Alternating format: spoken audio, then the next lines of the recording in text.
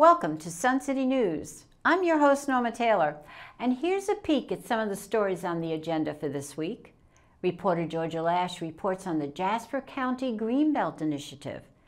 Our news crew got a Beaufort County update.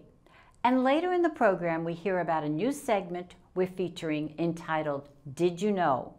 Those stories and more coming up. Sun City News starts now. This is Sun City News, with our news team bringing you stories from Sun City and the Low Country. Taking the lead with entertainment news. And on deck is our sports report. Sun City News, from people you know, about people you know. This week's SCTV News starts now. County leaders are diligently providing Sun City residents with information on the upcoming election. Jasper County hosted the manager of the Coastal Conservation League to discuss the county's Greenbelt Initiative. Grant, would you describe for our residents the mission of the Coastal Conservation League? Yeah, so the Coastal Conservation League is a 501c3 nonprofit, and our expertise is environmental advocacy. So we work on policy issues across South Carolina's coast. We work on all kinds of stuff ranging from protections for trees and protecting our local wildlife, and also just ensuring that we continue to have a high quality of life here in the Low Country. Now, as we look at the benefits, certainly with development continually encroaching in our area, your mission, what do you see if you had to sell the benefits to citizens about why we need an organization like this? Well, I think right now, Jasper County in particular has a really unique opportunity to vote on a sales tax referendum that would raise $94 million for conservation. And it's really important to have that local funding. If you've got that local funding, you can then go out and get funds from the State Conservation Bank as well as the Office of Resilience. In the wake of two named storms, Helene and of course Debbie as well, both impacting Jasper County. Investing in land protection is really important for resilience as well, and making sure that we're not building in low-lying areas that are flood prone, and also ensuring that we've got that natural buffer to help mitigate the impacts of some of those storms. Having that funding available for conservation is absolutely crucial to ensure that our wildlife continue to thrive and we've got clean air and water. And so we're excited about this referendum. Theirs is a Greenbelt initiative, and of course we've had Michael McShane here from Beaufort County talking about the green space work that they do. How are your groups, is there a relationship working together? Yeah, so actually back in 2022, we actually, Conservation League worked on the campaign, the Vote Yes campaign for the Green Space program. So we were very pleased when that was approved 2 years ago to raise $100 million for conservation over in Beaufort County. Of course, what's unique about that program is that funds can actually be spent in neighboring counties, understanding that many environmental issues are across jurisdictions. Our rivers and streams are regional in nature and don't necessarily follow county lines. We were really excited when the first green space project that went forward was Gregory Neck, which is a 4,400-acre property at the headwaters of the Port Royal Sound in northern Jasper County. And even though it's in Jasper County, it actually received $1 million from that green space program to support conserving that piece of land. Having funds in Jasper County to match those green space dollars will only facilitate more collaboration between both Beaufort and Jasper counties. And absolutely, like I mentioned earlier, when we look at the health of our natural resources, it goes beyond our towns and cities, the boundaries that we draw, amongst ourselves. It's regional in nature. Thank you so much for sharing these thoughts with us as people are making their decisions for November. Yeah, thank you all very much for having me. And I'd encourage y'all to get out and vote. Beaufort County Council District Chairman Joe Passaman discusses his participation in the recent State of the Region event.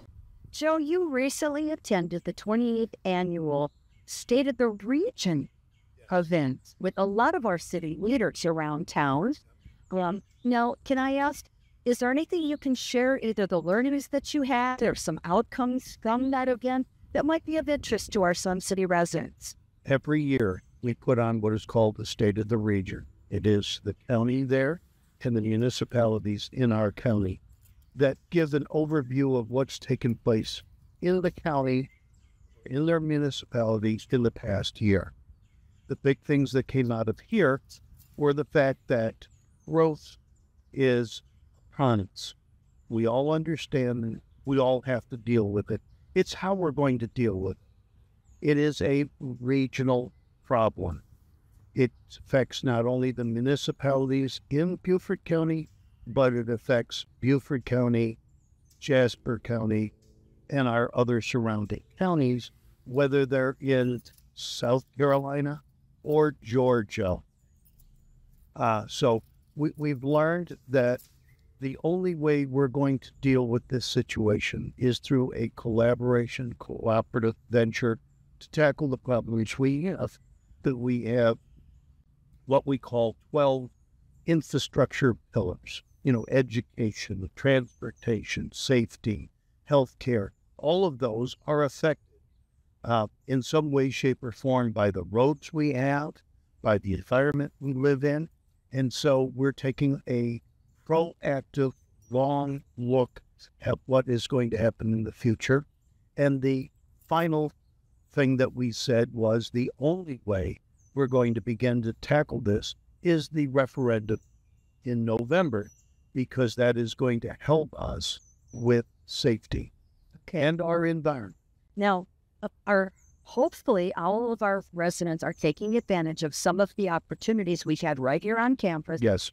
To learn about the referendum. Do have a series of them. As we get toward the end, there's going to be one more opportunity that you're leading with TAB, and that is the Low Country Happenings meeting. Give us the details. Well, what's going to happen, that's going to be on the 18th.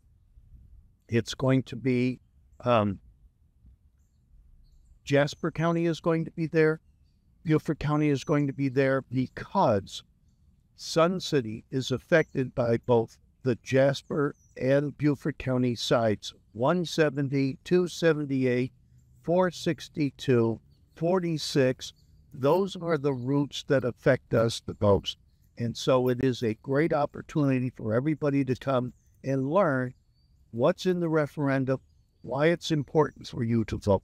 What will the platform be? Will it be allowing our residents to ask questions? Oh, absolutely. We're going to do short presentations so that everybody will have some materials, and then there will be questions and answers. Okay, well, SCTV will be there as well to record what's going on. Thank you for stopping in and giving us an update. Thank you for participating in State of the Region.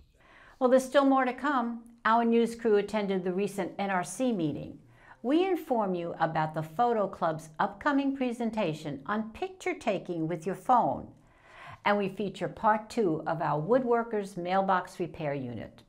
We'll return after this brief break. Sun City TV invites you to join our crew. Our growing technology presence requires enthusiastic, creative volunteers. No previous TV experience needed. Email us at suncitytvhh@gmail.com. The Neighborhood Rep Council heard from Beaufort and Jasper County officials about the issues involved in the referendum proposed by each county. SCTV was there. Susan B. Anthony said, "Someone struggled for your right to vote, so use it and become an educated voter." Today, our neighborhood representatives in planning for the upcoming election will hear from Beaufort and Jasper County officials in an referendum educational information session.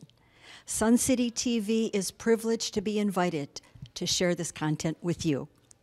Sun City TV asked each of our presenters to share with us their message for the key issues in each of their referendums. Let's hear from them. So the key to Beaufort County sales tax, first is understanding the question. So you'll see two questions. One is for the tax itself, and it's either 10 years or $950 million, and it's for road projects. The road projects, you can find more information at BeaufortCountyPenny.com about specifically what it'll be. But the question is, do you support the use of those funds for up to 10 years or 950? Whichever one gets there first, whether it's the money or the time, that tax will be completed. And the major impetus for this is we drive the roads every day, safety. Hello. So you've heard about the referendum, and it's a referendum for regional transportation. And that is why Jasper and Beaufort have worked so hard together to make sure that we have a regional transportation system that looks towards the future. Number one, this is about public safety. Our roads are not safe. This plan will make our roads safer now and for our needs of the next 25 years. We've just seen two horrific storms, but there is over $500 million between the two referendums in the two counties that will repair, fix, and widen the roads that will be used in an evacuation event. And lastly, we want to preserve the natural resources of our area. 20% of every dollar will go towards land preservation. We want to preserve the natural and sensitive areas, and that affects everybody. And so preserving the areas that keeps our water clean and our ecological system whole is very, very important and a big part of the referendums of both counties. SCTV will be producing further coverage of this referendum presentation. We will provide viewing details when that's available. Are you looking to take better photos with your phone camera? Reporter Carol Fox talks with John Borak, a photography club past president, about an exciting free presentation coming up on October 29th. John, welcome.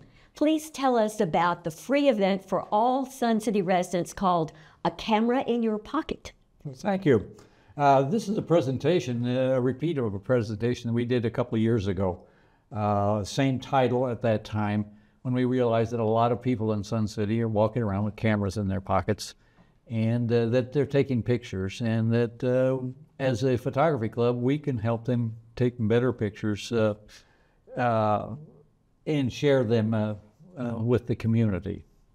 It also, at that same time, or just prior to that, I was approached by Sun City Communications Department about an article for Sensations, and they wanted a first ever cover photo taken with a photo camera. So I did that at that time. That ended up becoming an issue in August of 2019. And it was the first, and I don't know, maybe, I don't think it's the only one, but it's the first time we had a picture taken with a phone camera on the cover of Sensations. Oh, it's beautiful. And last of all, you know, a growing number of our members are also now using phone cameras as an active part of their photography in our club. So that's what prompted you to offer this class? Yeah, it's just the growing interest. It's grown quite a bit over that time, and we have some 40, 50 phone camera users in a subgroup of the Sun City Photography Club. What types of information will you be presenting that evening, October 29th? Well, first of all, it'll be about the pictures. We've gathered and are continuing to gather somewhere around 50 photos, really great photos taken by our members with their phone cameras. And we will be presenting them and showing them. And then there will be a short presentation.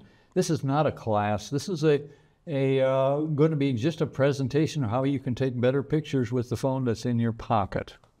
Will you be talking about editing at all? No, generally we probably won't talk about editing. We'll talk about things like what you can do when you take a picture to get a better picture, how you hold the camera, what to look for, what makes a picture good. Pick a subject,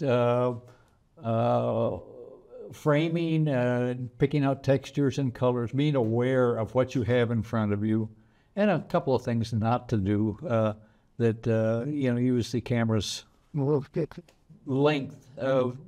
lens length instead of doing the pinch zoom that everybody tends to do to zoom in on something. So just a few tips like that. It'll be about a 20-minute presentation. And then we'll have a question and answer session where we'll take questions from the floor and we'll have people answer them. Tell us the details that we need to know about the event. Do we have to register? No, there's no registration. Just walk in the door.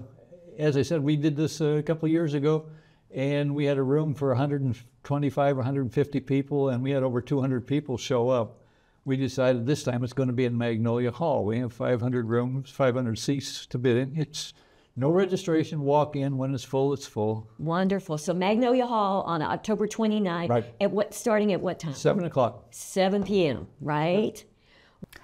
In part 2 of our Woodworkers Mailbox report, we meet with some workers who actually construct and repair the mailboxes. Let's listen.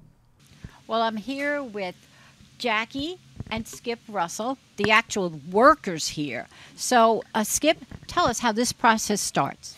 Well, our end of the process starts. We're the builders. Like Mike was telling you, he goes out there and installs them, but for him to install something, he needs something, and we build what he needs.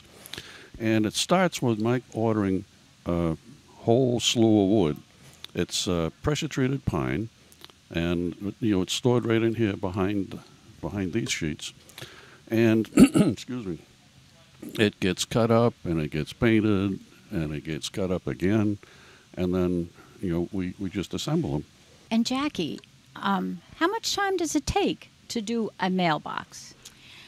Well, on Tuesday of this week, we built 10 mailboxes, so we were here just over an hour.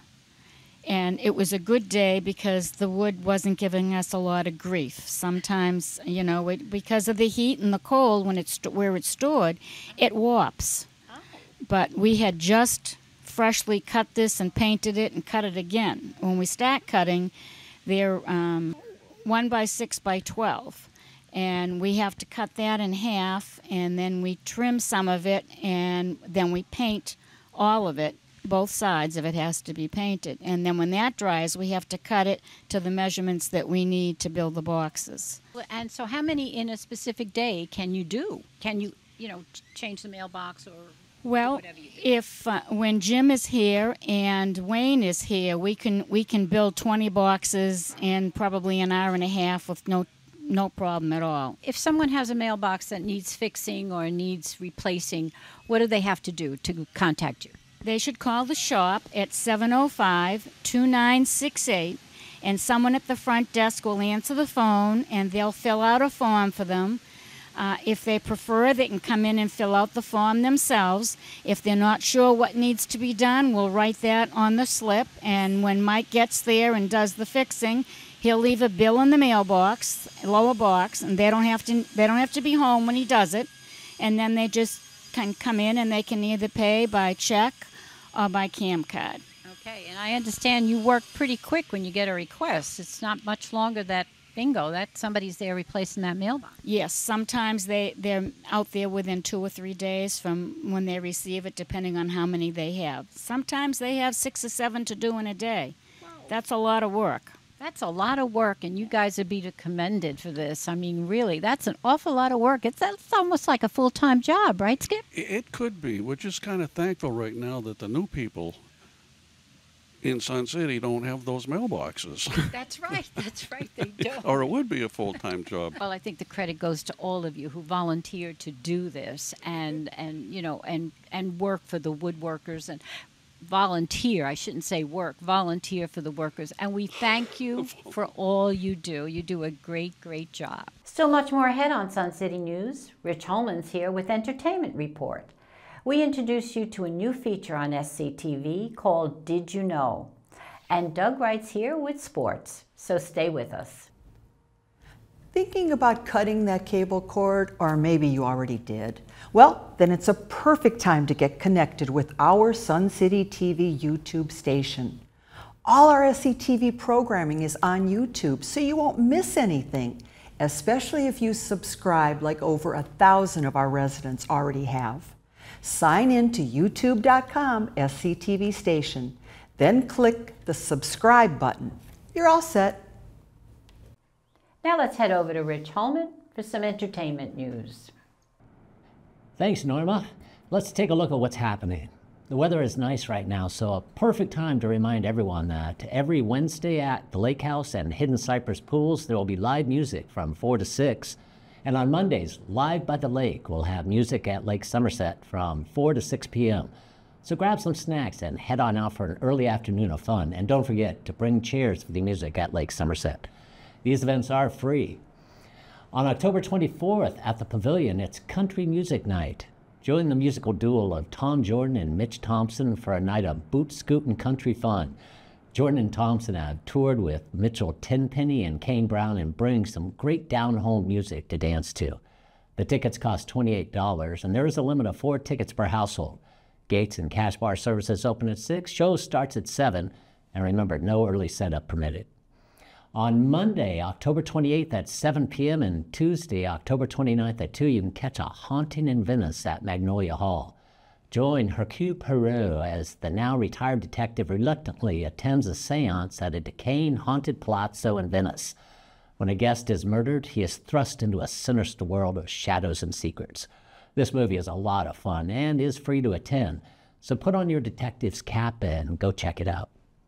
On November 6th, Funny Business returns to Pinckney Hall. Brenda Kay brings the funny for 2 shows, one at 5:30 and the second show at 8 p.m. Both of these shows are uncensored, as Kay does not shy away from uncomfortable material, so leave those kids at home. The only thing Kay will shy away from is profanity. Tickets are $15 and can be purchased at Lifestyle Services or online. Capacity is 320 and tickets are going fast, so get yours today. And how about something a little different? On November 18th, a low country boil will be provided at Riverbend. The Bluffton Oyster Company brings fresh and local seafood along with other menu items to Riverbend at 5:30 p.m. for a night of good eating. Tickets are $45, which includes dinner. Those tickets can be purchased online or at Lifestyle Services. Doors and cash bar opens at 5. Need to get out? How about this? On November 7th, 8th, and 9th, the Tybee Post Music Festival will kick off its 3rd year with music, games, and fun. Get ready to catch some beachy vibes on Tybee Island as 3 days of awesome bands and delicious food will be served up. The festival is a fundraiser for the historic Tybee Post Theater. So in addition to the fun, we get the chance to see a great location for entertainment. The cost depends on how much you want to see, from single show tickets to 3-day passes. Shows are located at the theater, 10 Van Horn Avenue, Tybee Island. And for more information, visit the Tybee Island Post Theater website at tybeeposttheater.org. That's it. Get up, get out, and have yourself a time. Norma, it's all yours.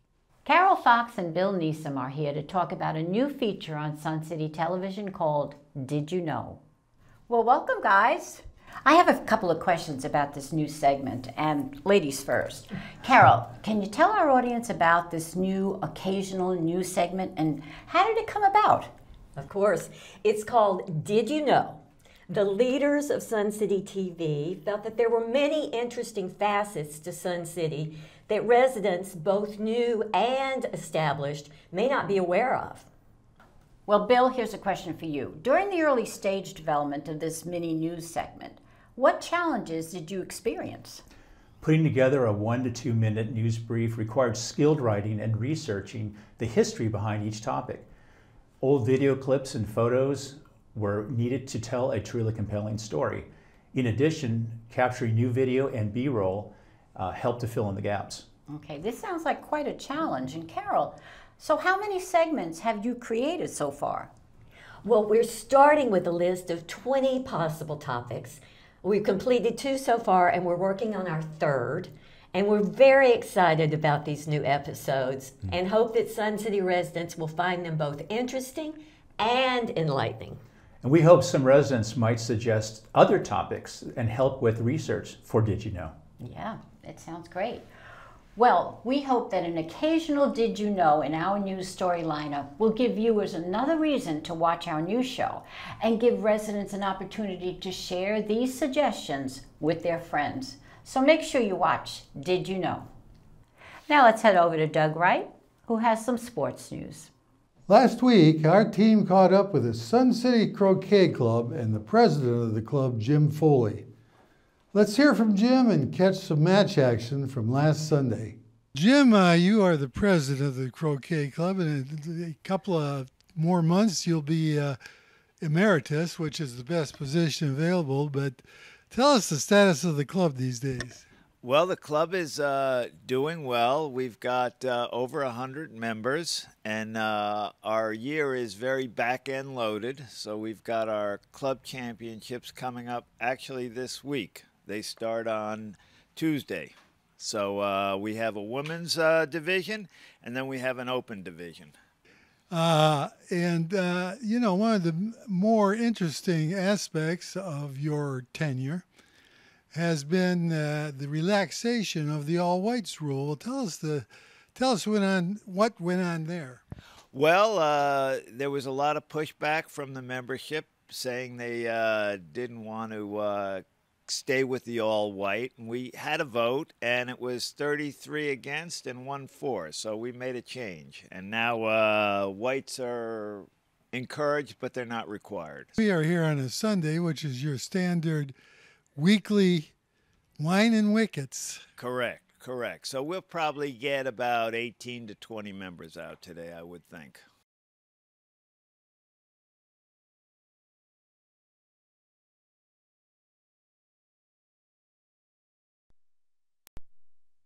It's going to be hard enough, I don't believe, but good shot.